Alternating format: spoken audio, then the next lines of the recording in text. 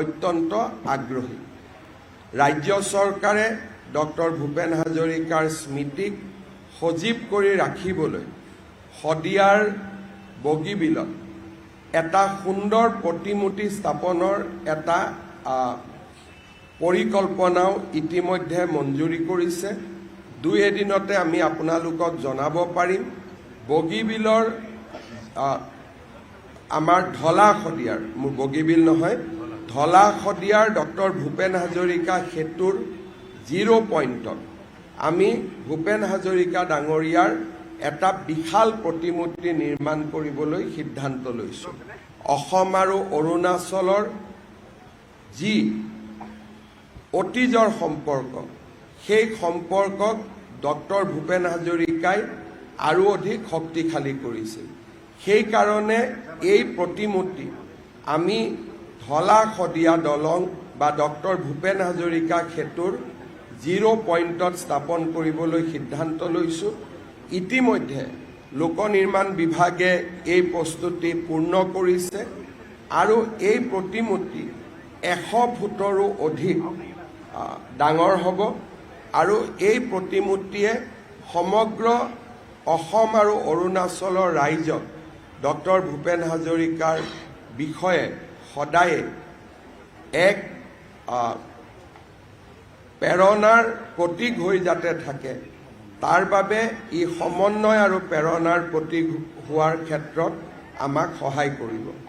ৰাজ্য চৰকাৰে এনেধৰণে ডক্টৰ ভূপেন হাজৰিকাৰ স্মৃতিক আগুৱাই লৈ যাবলৈ প্ৰয়াস কৰিছে। আৰু এটা আমি প্ৰচেষ্টা কৰিছোঁ, সেয়া হৈছে অসমৰ প্ৰত্যেকখন চহৰত এটা পথ ডক্টৰ ভূপেন হাজৰিকাৰ নামত উৎসৰ্গা কৰা, আৰু সেই পথটো ৰাজ্য চৰকাৰে সজাই পৰাই তুলিব আৰু এটা পথ ডক্টৰ ভূপেন হাজৰিকাৰ নামত উৎসৰ্গিত হ'ব।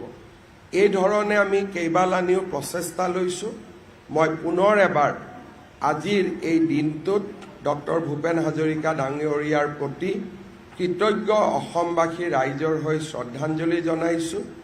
আৰু আজি আমি আয়োজন কৰা মানুহে মানুহৰ বাবে এই গীতটি যাতে সুন্দৰভাৱে পৰিৱেশন হয়, মানুহৰ মাজত একতা সমন্বয় সৃষ্টি হয়, মানৱতাৰ প্ৰমূল্যবোধসমূহ আমাৰ নৱপ্ৰজন্মৰ মাজত আৰু যাতে শক্তিশালী হয়, তাৰ প্ৰচেষ্টা সফল হওক, তাৰ কাৰণে মই আগতীয়াকৈ শুভকামনা জনাইছোঁ।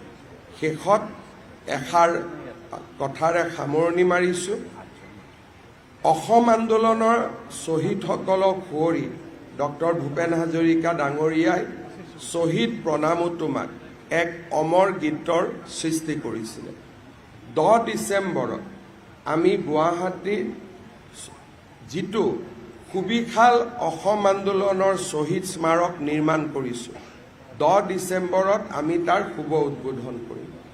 সেইদিনাখন সমগ্ৰ অসমতে আকৌ এবাৰ শ্বহীদ প্ৰণামো তোমাক এই গীতটো এনেধৰণে আমি পৰিৱেশন কৰিম। পুনৰ এবাৰ আপোনালোক সকলোকে কৃতজ্ঞতা জনাই মই মোৰ চমু আপোনালোকৰ প্ৰতি আগবঢ়োৱা সম্বোধন সামৰণি মাৰিছোঁ। ধন্যবাদ।